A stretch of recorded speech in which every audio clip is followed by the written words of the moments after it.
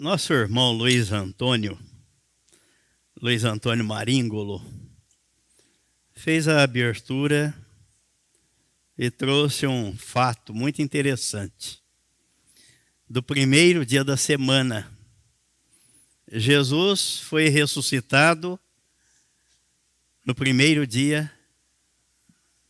Vamos, gente. Escola é participação. É participação. Escola dominical. O culto é a exposição, a pregação da palavra. A escola é participação. Jesus foi ressuscitado no primeiro dia da semana. Domingo é o primeiro dia. A igreja primitiva, os irmãos se reuniam primeiro dia da semana. Ele leu o texto bíblico aqui. João recebeu a visão na ilha de Pátimos, no primeiro dia da semana. O dia que eu aprendi isso e vi a diferença, porque realmente existe uma denominação religiosa, e eu já li livros deles, vários, chegam a enfatizar o seguinte: se você não guardar o sábado, você não é salvo. Aí eu fico pensando o seguinte: não bastava Deus dizer assim, guardem o sábado e todos serão salvos. Não custaria mais barato para Deus, não seria mais fácil para Deus ordenar que as pessoas guardassem o sábado e não enviasse Jesus para morrer numa cruz? Ficou mais caro, foi mais dispendioso, foi sacrifício tirar a vida de um inocente para pagar o preço da nossa salvação, quando ele poderia dizer, olha, guardem o sábado e está tudo bem, está tudo resolvido. Não faz sentido, né? Não é o sábado que me leva para o céu, que me dá a salvação. É Cristo. Aí o que eu aprendi que fez muito bem para mim, e faz todo sentido, Jesus inaugurou a nova aliança, nova. Então existe a antiga aliança. Na antiga aliança, Deus criou todas as coisas em 6 dias. E no 7º ele descansou. Então o sábado do descanso é da criação. Criou e descansou. Aí Jesus vem e inaugura a nova aliança. A nova aliança não é a criação, é a redenção. Aí ele descansou, ressuscitou no primeiro dia da semana, não no 7º, no primeiro. Então, o primeiro dia da semana é o descanso da redenção. O 7º dia é o descanso da criação. Mas debaixo de qual aliança nós estamos? Da nova. Ele inaugurou uma nova aliança. Redenção, o sábado. Criação, o descanso, o sábado. Redenção, primeiro dia da semana. E por quê? Olha outra coisa que faz muito sentido. Deus quer o último ou o primeiro dia? Ele quer a primícia ou quer as últimas coisas? Então comece com o primeiro dia da semana, louvando, adorando, tendo comunhão com o Senhor, cultuando o nome dele, não no último dia, mas no primeiro, as primícias. Então, primeiro dia da semana. Por isso que João, na ilha de Pátimos, lá, Apocalipse 1, versículo 10, ele diz, no dia do Senhor, eu me achei em espírito. No dia do Senhor. Que dia? Domingo, primeiro dia da semana. O dia da redenção. As primícias para o Senhor. Não o último dia. Senhor, já trabalhamos 6, agora estamos cansados mesmo, né? Então, o último dia nós vamos Não, comece com o primeiro dia. E outra coisa que a gente aprende, pela graça de Deus, Ele é tão bondoso que Ele quer que descansemos primeiro para trabalhar depois. Descanse primeiro.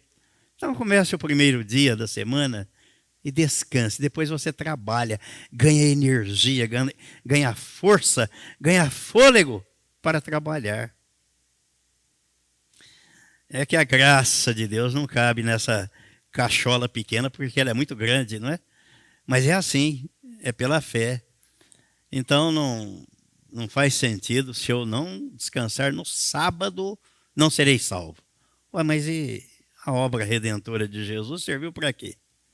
Se bastasse guardar o sábado, eu teria livre acesso aos céus. Ele não precisava ter ido à cruz. Mas ele foi à cruz exatamente para trocar a minha natureza perversa, pecaminosa, adâmica, que eu nasci com ela e todos nascemos. Foi por isso que ele foi à cruz. E não tem dia e não tem ninguém, e obra nenhuma poderia fazer isso, mas ele veio para fazer isso. Para nos salvar. Fala toda a liberdade aí. Espera aí o microfone. Escola dominical é para isso. Bom dia a todos, né? Graça e paz. Graça e paz. O sábado ele é citado em vários versículos, né? Sim. Na Bíblia. E em Êxodo 28, eu queria que o senhor explicasse a respeito, né? Uhum. Ele lembra-te do dia do sábado para o santificar. Uhum. Aí 6 dias trabalharás e farás toda a tua obra. Uhum. E aí no 10º, né, ele diz: mas o 7º dia é o sábado do Senhor, teu Deus. Não farás nenhuma obra, nem tu, nem teu filho, nem tua filha, nem teu servo, nem tua serva, nem teu animal, nem o teu estrangeiro que está dentro das tuas portas. E assim por diante, né? Uhum. E inclusive esses dias eu vi a respeito do sábado, eu dei um print aqui, mas não me lembro o versículo. Eu até ia comentar isso com o senhor. Mas ele é citado em vários versículos, né, o sábado. Uhum. Está exatamente dentro daquilo que estamos falando, né? Porque aqui o livro de Êxodo é o segundo livro da lei. E Deus deu a Moisés aqui os 10 mandamentos. Exatamente de acordo com o plano da criação. Deus trabalhou 6 dias, fez tudo. Aliás, o 6º dia foi o dia que ele fez o homem, do barro, do pó da terra. O 7º ele descansou. Aí vem Jesus, inclusive Jesus não violou o sábado. Por quê? Porque ele estava inaugurando uma nova aliança, um novo período. E pondo fim ao ciclo da lei. E alguém pode dizer, mas o sábado, quando Deus diz aqui que era para ser santificado, era para ser observado, era para ser guardado, Jesus veio e cumpriu. Porque ninguém podia acusar Jesus de dizer, o senhor violou o sábado. Quando ele desafiou os religiosos, ninguém achou nele um defeito. Aí inventaram, não é? Inventaram. Olha, ele blasfemou, ele disse que é o filho de Deus. Foram as acusações que fizeram contra ele. Ele, no dia de sábado, quando os seus discípulos estavam caminhando com ele, tiveram fome, e entraram na lavoura e quebraram espigas de milho para comerem, e ele foi acusado disso. Ele disse, quem é maior, o sábado ou aquele que fez o sábado, ou o homem? Né? É o dia ou o homem? É. E por que Deus fez o sábado? Para o homem ou o homem para o sábado? E aí ele inaugura a nova aliança. E ressuscita. Por que ele não ressuscitou no sábado, num dia de sábado? Ressuscitou justamente no primeiro dia da semana. Aí a igreja primitiva se reunia. Pitota leu o texto aqui. Faziam as coletas, as ofertas, celebravam a ceia no domingo e não no sábado. O sábado é do judaísmo. O domingo é do cristianismo. O sábado é da criação. O domingo é da redenção. Vai lá ver se o judeu... Aliás, eu estive em Israel, né? O domingo deles é o sábado. Sábado, tudo fechado. Ninguém abre comércio, ninguém trabalha. Sábado. Aqueles que estão ainda guardando a lei. Domingo, dia normal. É uma segunda-feira nossa aqui, domingo. Você vai lá no dia de domingo, tudo normal. Trânsito, comércio, normal, domingo. Por quê? Porque eles não creem, não estão debaixo da graça, debaixo da nova aliança. Não creem que o Messias já veio. E Jesus veio e colocou um fim na antiga aliança. Aproveitando o gancho, deu para entender ou ficou dúvida? Entendeu? Aproveitando o gancho, já emendando na sequência, porque nós estamos aí. Ontem eu entrei no supermercado e fiquei abismado, né? Tanto ovo de chocolate. É ovo de chocolate, viu?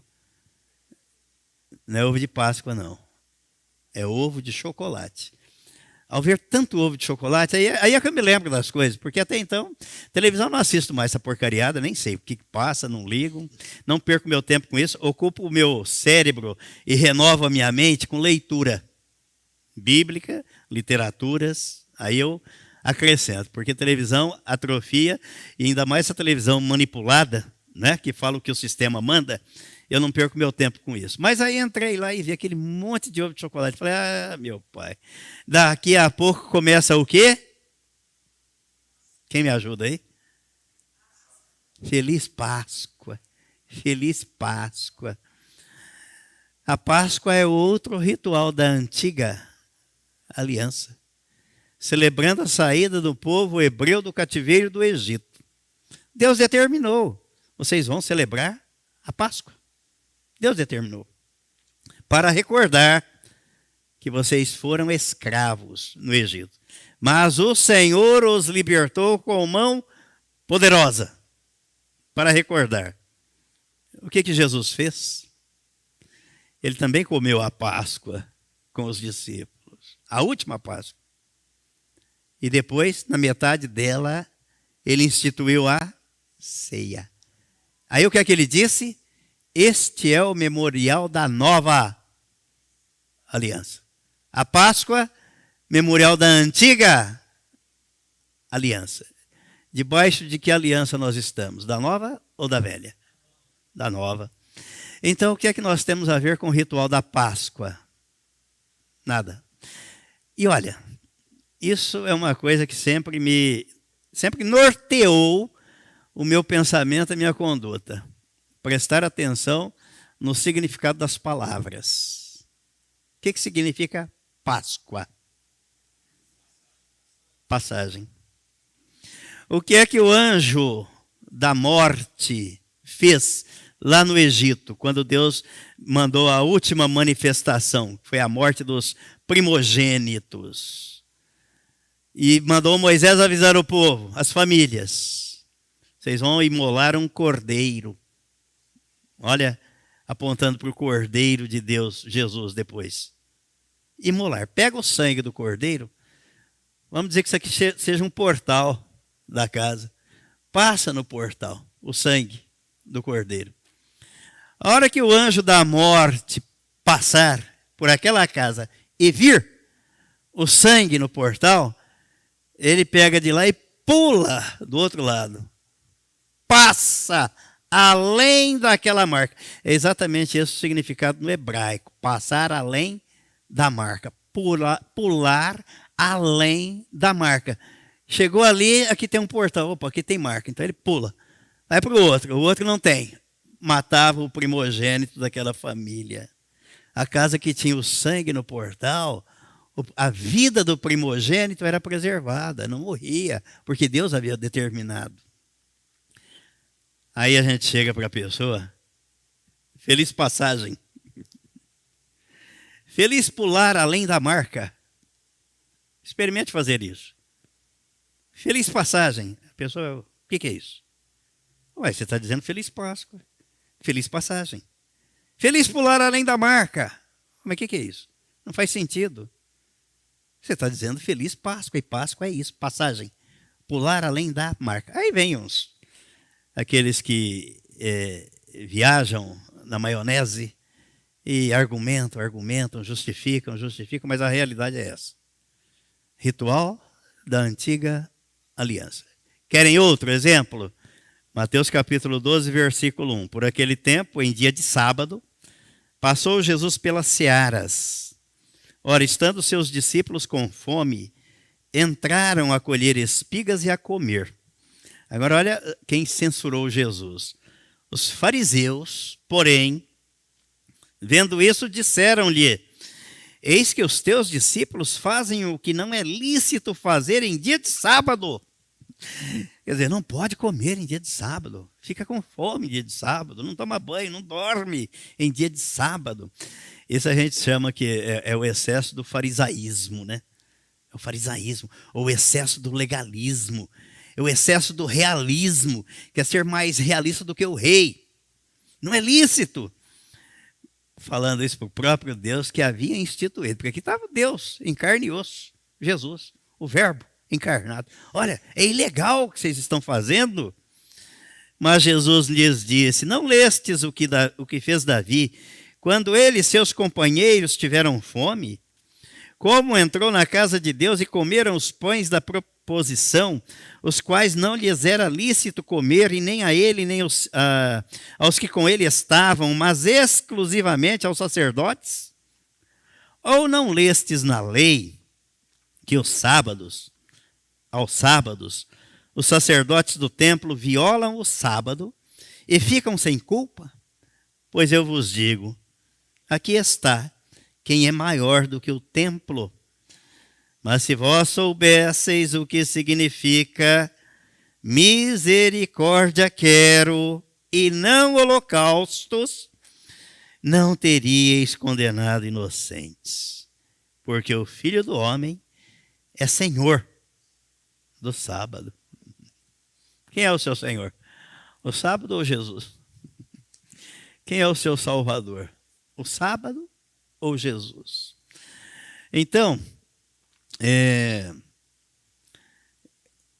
outra coisa, prestem atenção noutra coisa, no significado das palavras. E todo mundo, a maioria, né? A maioria, talvez uns 99%. Até gente que se diz cristã. 25 de dezembro. Hã? Feliz Natal. O que é Natal? O significado da palavra Natal. Nascimento. Natalício. Aí retribua a pessoa. Feliz nascimento. Feliz natalício. Mas isso não faz sentido. Mas é o que você está desejando para mim. Eu já nasci. Não, mas é o aniversário de Jesus. Não, mas ele não nasceu no dia 25. Claro. Sim. Estritamente comercial. Já fico abismado como no nosso calendário falta dia. Falta dia. Falta dia para a celebração, porque é tanta celebração. É dia disso, dia daquilo outro, dia não sei do que. Cada dia é dia de uma coisa, para as pessoas celebrarem e comemorarem. Cada dia. Aí eu olho para o Salmo 118, versículo 24. Este é o dia que o Senhor fez. Regozijemo-nos e alegremo-nos nele. Em qual dia? Hoje. Chega amanhã. Hoje. Chega depois. Hoje. Ontem já passou, amanhã não veio. Hoje. Este dia. Aí os homens criam datas comemorativas. Para quê? Faturar. Vamos faturar. Vamos dar presente. Vamos comprar presente. Vamos dar presente. E são umas coisas que na minha cabeça, no meu modo de pensar, não encaixam. Se o aniversário é dele, por que nós dois trocamos presente? Nem eu nem você estamos fazendo presente. Fazendo aniversário no dia 25 de dezembro. Eu te dou um presente, você me dá um presente. Você imagina, a Edna, aniversário da Edna. Vai imaginar, hoje é aniversário da Edna. Aí você traz um presente para mim, eu trago um para você. E a Edna fica de lado. Mas o aniversário é dela. Se fosse dia 25 de dezembro. E ele não nasceu nesse dia. Ele não nasceu. Ele nasceu entre agosto e setembro. Jamais em dezembro. Mas o imperador Constantino Arguto, olhando a celebração do Deus Sol, e os pagãos comemorando o Deus Sol, era o Deus deles, 25 de dezembro, os cristãos de lado. E o que é interessante, né? Isso 330 anos depois da ressurreição de Jesus. Não havia comemoração de Natal. Mas será que passou batido aqui? Jesus não atentou para esse detalhe, né? Que os cristãos deveriam celebrar o Natal. Porque na Bíblia não existe essa celebração, essa comemoração.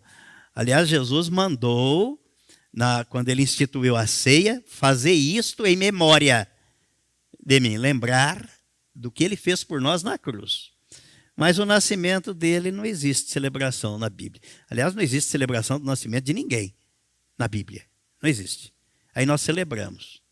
Aí foi instituída a data para celebrar o nascimento de Jesus, cuja data ele não nasceu no dia 25 de dezembro. Seguramente não nasceu. Então são coisas que as pessoas fazem, embarcam na canoa do mundo e trazem para dentro da igreja. Há muita igreja cristã e há muito cristão que se diz nova criatura, que nasceu de novo, que Cristo vive nela, celebrando Natal. Não dá. Eu digo sempre o seguinte, me parece que foi Martinho Lutero, foi Martinho Lutero, reformador. O alemão, né, o monge alemão, Martinho Lutero, quando ele afixou, afixou as teses lá na porta da Catedral de Wittenberg, na Alemanha, para mostrar que a salvação é pela graça, já que a igreja vendia indulgências e quem podia comprar, comprava para se libertar dos seus pecados. Já pensou que bacana? Eu compro, estou livre dos meus pecados, né? E ele afixou mostrando a salvação é pela graça, Efésios capítulo 2, afixou lá 95 teses. E a igreja se revoltou, os que são defensores favoráveis se revoltaram contra ele. Diz que a mulher dele falou assim para ele: você não está vendo que o mundo está contra você? Aí ele disse assim: mas eu estou contra o mundo. Em outras palavras, o que o apóstolo Paulo disse na carta aos Gálatas, no capítulo 6. Eu estou crucificado para o mundo e o mundo está crucificado para mim. Eu não quero saber quem guarda, quem não guarda, quem cumpre, quem não cumpre. O que interessa para mim é o seguinte: eu não faço. Eu estou vendo o que está escrito aqui, eu vou fazer o que está escrito aqui. Eu quero ser obediente ao que está escrito, à palavra de Deus. Porque o que as pessoas fazem ou não fazem, o problema é delas. E cada um vai acertar as suas contas com Deus. Então, se eu vou prestar as minhas, eu não quero chegar diante de Jesus e ser taxado de servo negligente, como aquele que enterrou o talento, né, e foi taxado de servo mau e negligente. Não quero. Então, pelo contrário, eu quero receber elogio do meu Senhor. Dos homens eu não faço questão, nenhuma, nem um pouco. Aliás, quando eu recebo elogio de alguém, eu fico com um pé atrás e uma pulga atrás da orelha. Porque eu aprendi isso. Quando a pessoa te elogia, você toma cuidado. Desconfia. Até porque eu aprendi uma outra coisa no direito, né, na advocacia, são 10 mandamentos da advocacia, mas eu lembro de um deles que norteou a minha vida profissional, a vida toda. Esquece.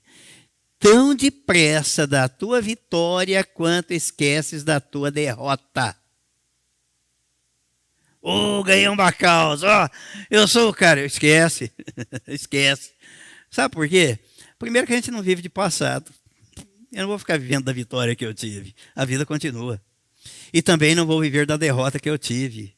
A vida continua. Não vou viver do elogio que recebo, porque por trás dele pode ter uma mensagem. Esquece. Como também a crítica não me atinge, não me afeta. Eu tenho um norte, um rumo aqui. É obediência à palavra, aquilo que vimos estudando aqui na escola dominical. Obediência à palavra. Bom, tudo isso aí foi só por conta daquilo que o senhor Luiz Antônio disse aqui pela manhã. Estendeu o assunto. Mas é bom. A gente vai trazendo as coisas à tona, porque às vezes a gente esquece e embarca na canoa do mundo e vai fazendo o que os outros fazem. Não, eu não faço o que os outros fazem. Eu faço aquilo que a minha consciência manda, faço aquilo que eu vejo que deve ser feito. Devo fazer? Devo. Vou fazer. Agrada ao meu Senhor? Agrada. Está de acordo com a palavra dele? Está. Se não estiver, eu não faço. Olha, isso aqui contraria a palavra de Deus. Isso aqui não agrada ao meu Senhor. Estava lembrando aqui, né, falando, e o Espírito Santo vai trazendo a mente da gente do que o apóstolo Paulo escreveu aqui na carta aos Gálatas, no capítulo 1, a partir do versículo 10, ele escreveu assim: porventura procuro eu agora o favor dos homens ou de Deus? Como é que está nessa versão aí, King James? Quem tem a versão aí? Por favor. Gálatas capítulo 1, versículo 10. Pode ler, Jorge. Lê. Peraí, precisa ler no microfone ali para não ficar mudo do outro lado para quem está ouvindo. Por favor. Gálatas capítulo 1, versículo 10. Porventura procuro eu agora o louvor dos homens, ou provação de Deus. Aprovação. A aprovação de Deus. Ou estou tentando ser apenas agradável às pessoas. Se ainda estivesse buscando agradar os homens, não seria servo de Cristo. Pronto. Então é o seguinte. Você vai ficar sozinho. Não, eu nunca estou sozinho. Se não tiver mais ninguém perto de mim, tem o Pai, o Filho e o Espírito Santo. Não estou sozinho. E não estou buscando agradar ninguém. Claro que eu não preciso ser deselegante, mal educado com as pessoas, grosseiro, não preciso. Né? Ser educado é uma virtude e a gente deve cultivar isso. Educação, elegância. Não descer ao nível da pessoa para responder à altura dela, já que se ela não tem educação ou é grosseira, não vou me igualar a ela. Mas também não vou procurar agradar a pessoa. Viver em função de agradar os outros. Não. Eu quero saber quem é que está contente comigo. Eu quero saber. Quando o apóstolo Paulo escreveu a Timóteo, ele, deixe-me aqui lembrar do texto, na segunda carta a Timóteo, no capítulo 2, no versículo 15, ele escreveu assim: procura apresentar-te a Deus. Opa, me apresentar a quem? A Deus. Aprovado. Opa, aprovado. 2 Timóteo 2,15.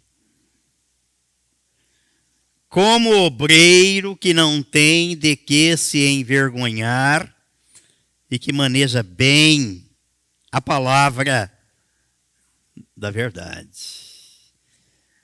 A quem que eu tenho que me apresentar diante de quem? De Deus. Aprovado ou reprovado? Aprovado. Manejando bem a palavra. E não tenho do que me envergonhar. Vejam como os textos, né, de Gálatas 1 e este de 2 Timóteo 2 são coerentes, guardam coerência. Porque lá no texto de Gálatas 2, 1, versículo 10, o apóstolo Paulo está dizendo: porventura procuro eu agora o favor dos homens ou de Deus?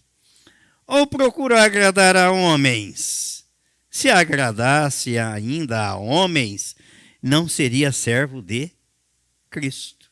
Eu tenho que agradar o meu Senhor. Quem é que pagou o preço da minha redenção? Da minha libertação? Quem pagou o preço? Foi a sociedade ou foi Jesus? Quem é que abre os meus olhos e me dá a compreensão da palavra? São os homens ou é Deus? A quem eu devo agradar? Quem é que deve estar contente comigo?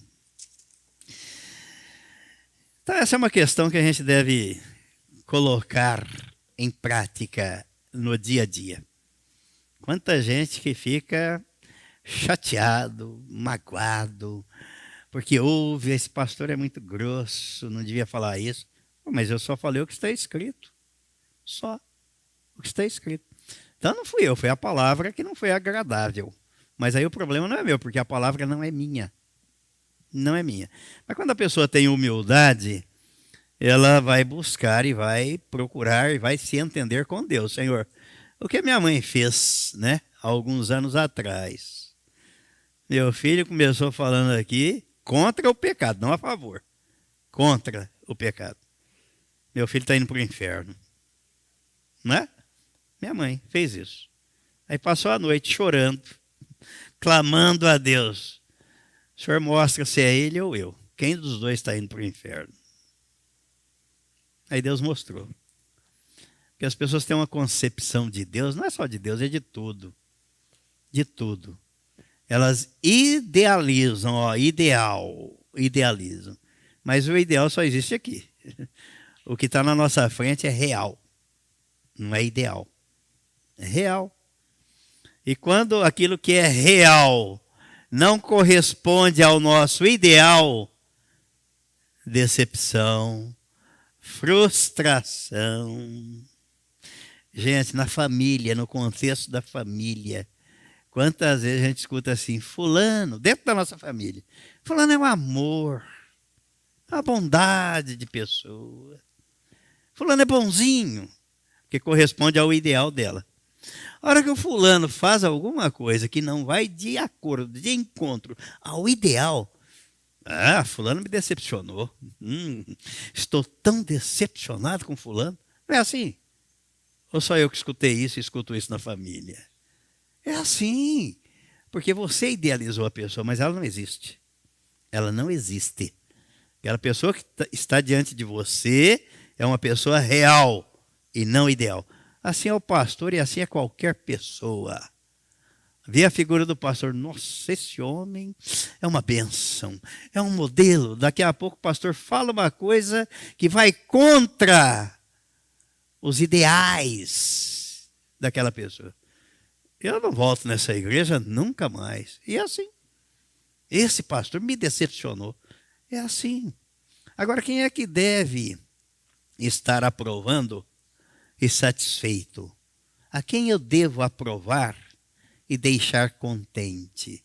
As pessoas ou Deus? Vamos,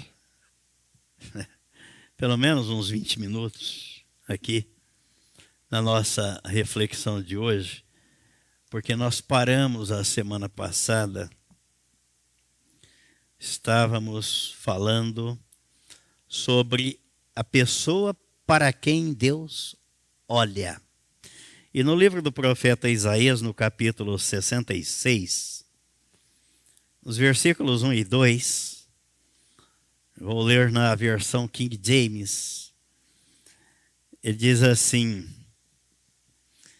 eis a palavra do Senhor, o céu é o meu trono e a terra o estrado dos meus pés. Dá para fazer a imagem? Nem sei qual é a altura. Até chegar na morada. O apóstolo Paulo disse que foi até o terceiro céu. Deus está sentado lá, no trono, mas os pés dele estão aqui na terra. Olha a distância. Qual é o lugar que ele não ocupa? Não sobra. O céu é o meu trono, a terra, o estrado dos meus pés. Sendo assim, que espécie de casa me haveis de edificar? Tal casa será o meu local de descanso? Ora, não foram as minhas próprias mãos que criaram o que existe, e só assim tudo o que há veio a existir. Indaga Yahvé, o Senhor. Darei, pois, minha atenção e estima. Olha, você é estimado por Deus quando se encaixa aqui, ó. Darei, pois, minha atenção e estima a este, ao humilde e arrependido de espírito, que dedica seu amor reverente à minha palavra. Aí você é estimado por Deus quando você é humilde, arrependido. Se arrependido de espírito é o arrependimento de ter vivido uma vida longe do Senhor, fora da palavra dele, cheio de orgulho, de soberba, de arrogância, de petulância, achando que é o que não é, que tem o que não tem, que pode o que não pode. Me arrependo, Senhor, misericórdia de mim. Quão estúpido eu fui, eu era, ou eu andei longe do Senhor, achando que era, quando não sou. O que é o homem sem Deus, fora de Cristo? A expressão mais correta é um defunto ambulante. Já pensou um defunto andando? Porque Efésios capítulo 2 diz que nós nascemos mortos em delitos e pecados, sem vida espiritual. Se não tem vida espiritual e Deus é espírito, você está morto para Deus. Por isso que Jesus veio para implantar, dar o novo nascimento. Nasceu de novo. Nasceu espiritualmente, porque não estava vivo espiritualmente. Talvez as pessoas tenham dificuldade por isso, né? Quando na primeira carta aos Coríntios, no capítulo 15, o apóstolo Paulo mostra essa diferença, traz essa distinção. Ele diz aqui no versículo 45, primeira carta aos Coríntios, capítulo 15, versículo 45. Pois assim está escrito: o primeiro homem, Adão, foi feito alma vivente. O último Adão, porém, é espírito vivificante. Mas não é primeiro o espiritual, e sim o natural. Depois o espiritual. O primeiro homem formado da terra é terreno. O segundo homem é do céu. Como foi o primeiro homem, o terreno, tais são também os demais homens terrenos. E como é o homem celestial, tais também os celestiais. E assim como trouxemos a imagem do que é terreno, devemos trazer também a imagem do celestial. O apóstolo Paulo está mostrando a diferença, traçando o paralelo. O primeiro homem, Adão, do barro, nascemos com a imagem e a semelhança de Adão. Não é de Deus, hein? Adão nasceu com a imagem e semelhança de Deus. Nós não. Nós nascemos com a imagem e semelhança de Adão. Qual é a imagem dele? Distorcida, desfocada, pecaminosa, rebelde, corrupta. Essa é a imagem. Aí o apóstolo Paulo está dizendo, nascemos assim, isso é natural. Todo mundo nasce assim, todo mundo. Não tem distinção. O único que nasceu nesse mundo sem essa imagem foi Jesus. Porque ele não teve o gene de Adão, ele foi gerado pelo Espírito Santo. Então por isso ele nos atraiu no corpo dele na cruz. Para fazer o quê? Trocar essa natureza, essa imagem de Adão, e implantar em nós a imagem divina, a natureza divina. Seres espirituais. Nascemos seres carnais, naturalmente. Novo nascimento, seres espirituais. Vida de Cristo, natureza divina. Isso é o que faz a diferença na vida. Senão é religião. Aí é tudo igual, não muda nada. Mas o que faz a diferença é exatamente isso. Quando nós tomamos conhecimento e acreditamos nisso, aí a nossa vida muda. Aí o texto bíblico está dizendo que é para este que Deus olha. Humilde. Eu reconheço, Senhor. Eu não sabia disso. Ninguém nasce sabendo disso. Mas a sua palavra me trouxe essa informação. E se é assim, eu creio. É uma questão de fé. E o Senhor vai me dando agora a compreensão, o entendimento, a revelação do que está escrito aqui. E Ele vai dando, porque é o que Ele quer. Ele quer que nós conheçamos a verdade, que saibamos da verdade e que andemos na verdade. Ele dá. E o resto? O resto vem tudo por acréscimo. Aí Ele vai acrescentando na nossa vida. Ele olha para o humilde e arrependido de espírito e que dedica o seu amor reverente, com respeito. Reverência quer dizer respeito à palavra dele. Não é o cidadão abrir a Bíblia e achar que ele é o papa da matéria e que ele sabe tudo. Porque se tem alguém que sabe tudo aqui da Bíblia é o Espírito Santo. Foi ele que inspirou as pessoas que escreveram o que está aqui. E vamos ficar por aqui. Amém? E amém.